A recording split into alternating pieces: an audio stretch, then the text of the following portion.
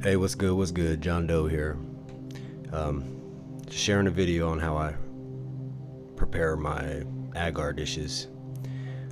First thing you do is you want to go ahead and get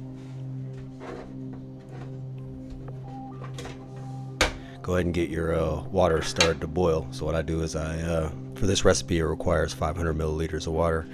So I'll put that in the microwave and start that at about 4 or 5 minutes.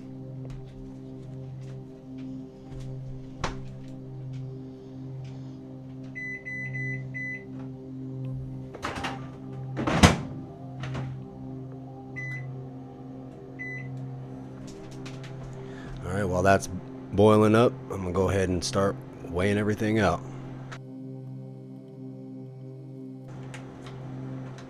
So with 500 milliliters of water, it requires 2% agar, 2% nutrients. So I'm going to start with the agar here. And 500 milliliters, that would be 10 grams.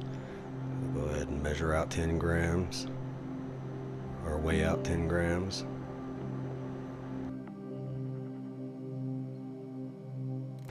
A little over, a little under, no matter. As long as it's not too much over.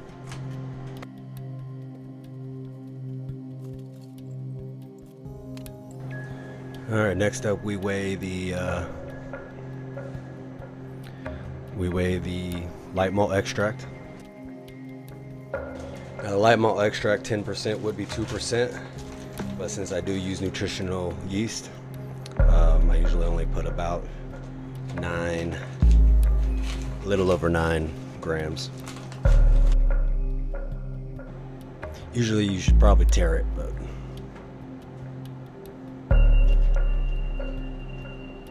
should be fine. Alright, just over a little bit over 9 grams there.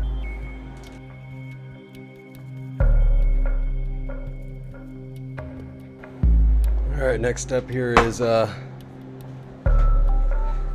nutritional yeast isn't powdered, so it's very flaky. So you just put a little bit in there in a cup. Now if you have a mortar pestle, it'll probably work better.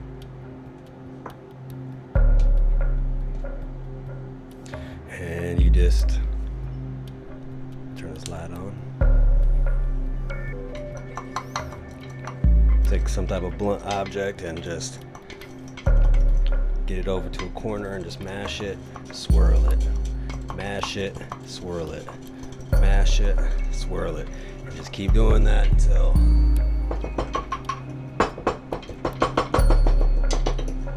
it's all nice and powdered.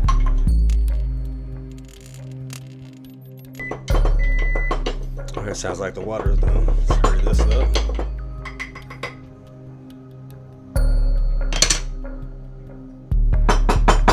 And I only usually put about a half gram. Good enough.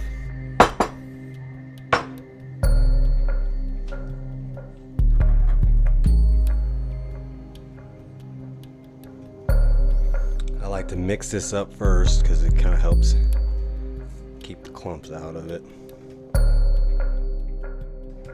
And then just pour it into your flask.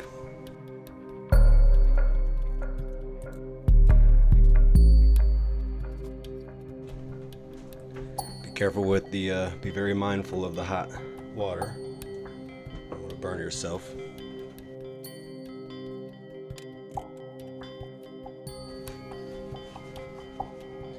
And just give it a swirl until all the chunks are gone. What I like to do is just hold it up to the light. And if I don't see any more little chunks floating around in there, then it's ready to go in the pressure cooker.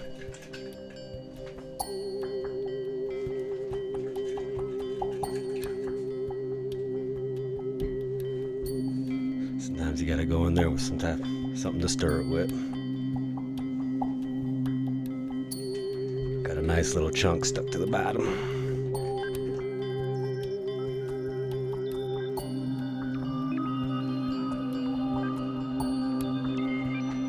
And let me go ahead and give you a little look underneath it so I can show you. just a few chunks. Well, actually, you can see them floating around in there. And just keep on swirling it until all the chunks are out. Also, again, be mindful not to burn yourself. Could cause a big mess.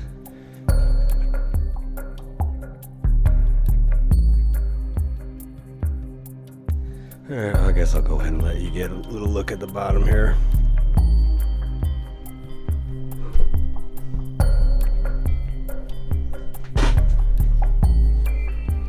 So there's only a few little chunks in there, so as long as you get it pretty much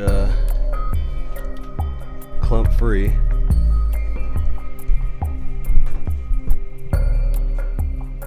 Then you can go ahead and put in your polyfill and then cover it up with some foil. Let's go ahead and give it one more swirl. Sometimes I even like to put the cap on for a second, and you want to hold it or else that thing will come off with this pressure. Just give it a good shake. You don't want to do it too much because those bubbles take a while to get out, and you definitely don't want to pour agar with a bunch of bubbles in it. Well, that took all the clumps out, so now let me go ahead and put the polyfill in.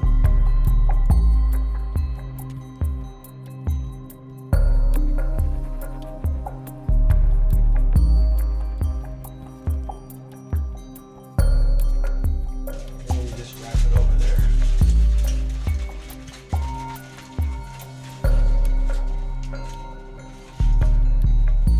It just prevents it from any pressure building up in the flask and going off inside your pressure cooker. And then gently doing some swirls also helps get rid of some of the bubbles, but a lot of them will come out in the pressure cooker. I like to get some of them out, as many of them out as I can. Alright, that's ready. Now let me go ahead and prep the pressure cooker. Now, since you are only going to be pressure cooking, sterilizing the agar, since it's a liquid, it does sterilize faster, so you don't need to do an hour or an hour and a half like you do with the grains. You can simply do 20-30 minutes, and that'll be good. So I'll take the quart jar, go ahead and fill it up twice. About 2 quarts of water should be fine. You definitely won't run out of any water by using just 2 quarts.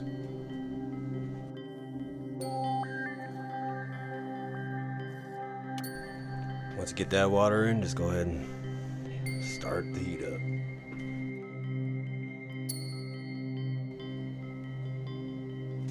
And while you're waiting for that to heat up, you can go ahead and give this some swirls.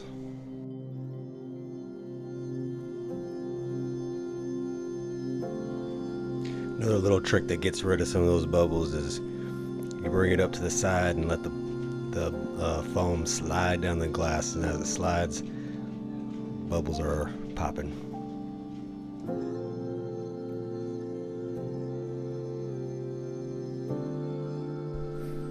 Alright. Now we just put it right here in the center.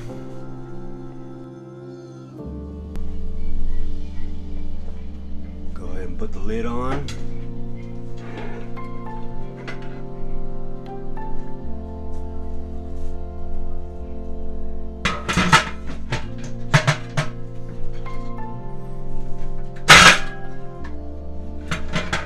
If I can get it on with one hand.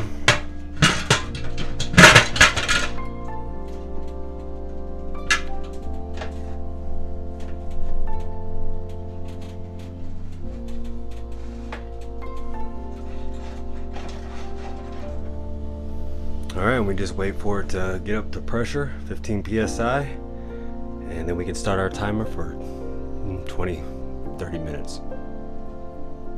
Be back with you.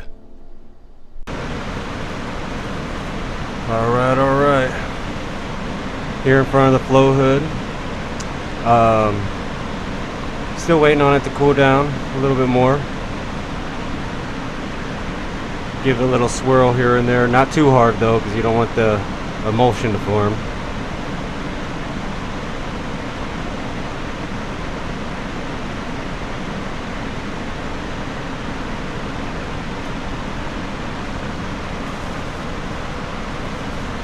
Now I spray down the foil so it's sanitized before I remove it.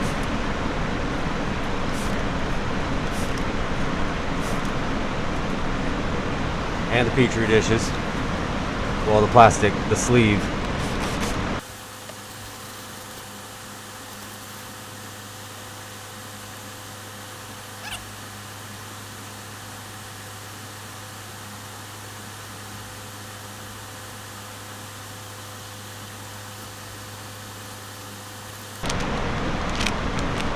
What I do is open them up from the bottom.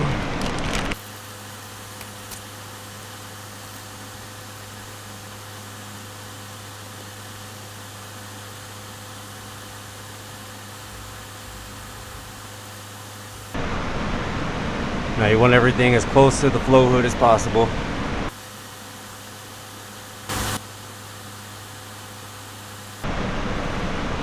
And I make sure to swirl it between every dish. Make sure all the nutritional yeast in there is evenly distributed.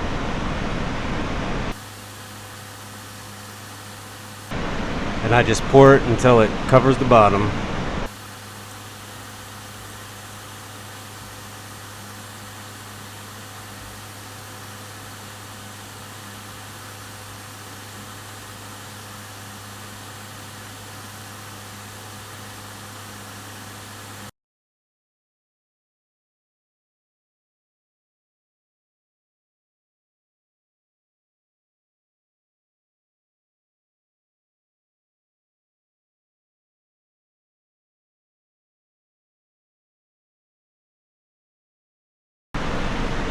Alright, they're poured. I got a little extra. I could have probably poured another Agar dish or two, but it's all good. We got the 15 we need for my transfers and some, for my transfers. So, anyway, that's that, and I'll get back to you when I do the transfers. That's it for this video. Hope you enjoyed the process of making the Agar.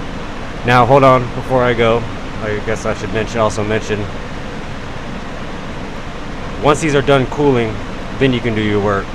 You want them to cool down to room temperature, and then that's when you can do your transfers or inoculations or whatnot. Now, if you don't plan on using them, what you want to do is wrap them up with parafilm. When you wrap them up with parafilm, you can store it at room temperature, for a week or two. Or if you want to store it longer, just again, wrap it up with parafilm and stick it in a baggie in the fridge, and it'll stay good in there for a month or so. So, yep. Hope you enjoyed. I'll see you on the next one. Stay raw.